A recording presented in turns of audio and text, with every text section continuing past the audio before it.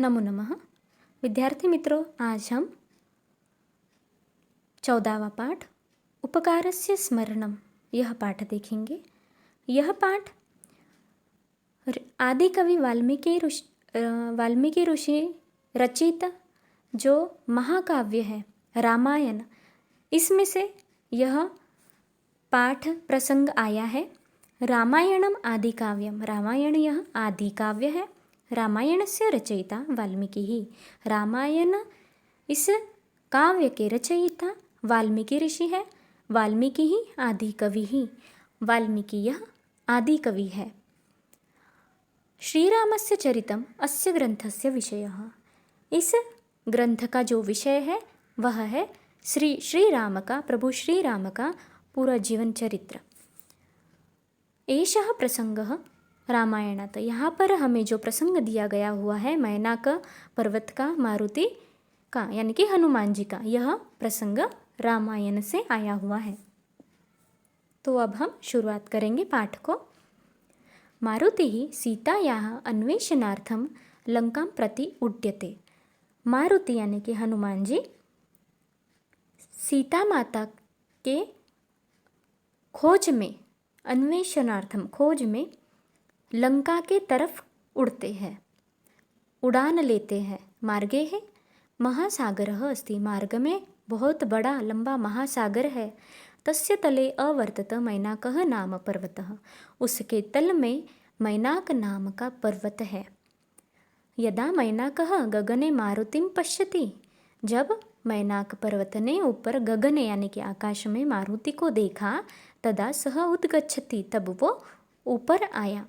समुद्रात् बहिः आयाति, और समुद्र से बाहर आया। मारुतिना क्रमणीयः मार्गः दीर्घः, मारुति का जो मार्ग था लंका तक का वह बहुत ही लंबा था। मध्ये विश्रामार्थं स्थानमपि नास्ति, और रास्ते में कहीं पे भी विश्राम करने के लिए कोई भी स्थान नहीं था। इति मैनाकः जानति, यह मैनाक जानता था।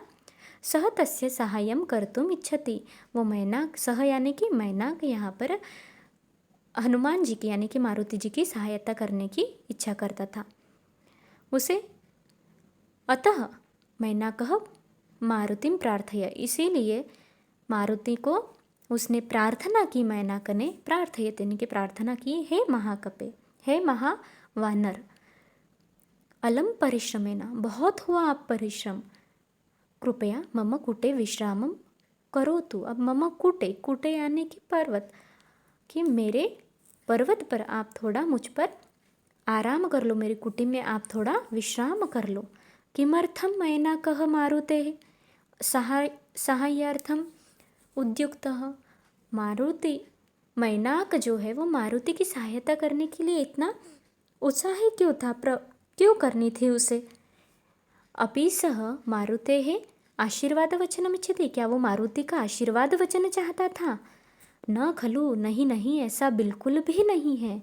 एतत्तु उपकारस्य स्मरणम, यह तो एक समय पर किए गए, उस पर जो उपकार हुआ था उसके स्मरण उसे थी, तो ये उपकार का स्मरण था। मारुतेः तातः पवनदेवः मैनाकस्य सहाय्यम् अकरोत् पुरा। मारुतेः तातः यानी कि मारुति के पिताजी पवनदेव ने एक बार मैनाक की सहायता की थी। तदा सर्वे पर्वताः सपक्षाः, उस समय सभी पर्वत सपक्षाः यानी कि पंखों वाले थे। ते आकाशे स्वेच्छया विहरन्ति स्म, वह सब जो पर्वत थे वो आकाश में खुद की इच्छा से विहरन्ति यानी कि विहार करते थे, घूमते थे। सहसा भूमौ निपतन्ति स्म, और कभी कभी अचानक से आकर जमीन पर गिर जाते थे। उसी से त्रस्त होकर, तेन त्रस्ताः ऋषयः, उन्हीं से त्रस्त होकर, परेशान होकर सभी ऋषि इंद्रन उपागच्छन, इंद्र के पास गए। इंद्रः पर्वतेभ्यः अकुप्यत, और इंद्र भगवान पर्वत पर, सभी पर्वतों पर बहुत ही गुस्सा हुए। सह वज्रेन पर्वतानां पक्षान् छेदुं प्रारभत, तो इंद्र भगवान ने क्रोध में आकर अपने वज्र से सभी पर्वत के पंख काटना शुरू कर दिए। यदा इंद्रः मैनाकं प्रति अगच्छत। जैसे जैसे इंद्र भगवान मैनाक की ओर आ रहे थे, उसी समय तदैव पवनदेवः वेगेन तं समुद्रतलम् आनयत। उसी समय पवनदेव ने आकर मैनाक पर्वत को समुद्र तल में नीचे, समुद्र के सबसे नीचे लेकर चले गए। एवं पवनदेवः मैनाकं व्रजप्रहारात् अरक्षत। इसी प्रकार पवनदेव ने मैनाक पर्वत की व्रजप्रहार से रक्षण किया। मैनाकः पवनदेवस्य एतम् उपकारं स्मरति स्म। मैनाक को पवनदेव का अपने किया हुआ जो उपकार है वह उसे याद है, वो स्मरण कर रहा है, स्मरण था उसे। सह अचिंतयत, और वो सोचता है कि कृते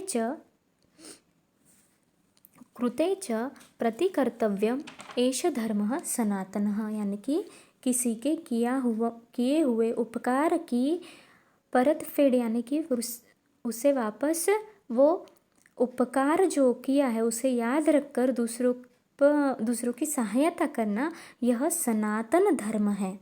इसीलिए अतः मैनाकः पवनपुत्रस्य मारुतेः साहाय्यम् अकरोत्। इसीलिए उपकार के कारण मैनाक ऋषि ने पवनपुत्र हनुमान की सहायता की। मैनाकस्य आतिथ्येन मारुतिः प्रीतः। मैनाक के इस आतिथ्य यानी कि जो मेहमान नवाजी की, उससे मारुति बहुत ही खुश हुए। तथापि विश्रामम अकृत्वा, तो भी विश्राम यानी कि किसी भी प्रकार का आराम न करते हुए सह कार्य सिद्ध्यर्थम अग्रे सरती, अपना कार्य सिद्ध करने के लिए यानी कि माता सीता के खोज के लिए वह वहाँ से निकल गए। तो इस प्रकार मैनाक पर्वत ने मारुति की रक्षा कैसे की, और उपकार किया हुआ जो था पवन देव का मैनाक पे, उसके स्मरण करते हुए उन्होंने मारुति की सहायता की। और इस पाठ से हमने यह सीखा कि हमेशा हम पर जो उपकार करने वाले होते हैं उनकी हमेशा हमें याद रखना चाहिए और वैसा ही कार्य हमें करना चाहिए। तो इस प्रकार यहाँ पे यह जो पाठ है समाप्त हुआ। विद्यार्थी मित्रों, आपको यह पाठ अच्छे से पढ़ना है और भाषाभ्यास से आपको पूर्ण करना है। धन्यवाद।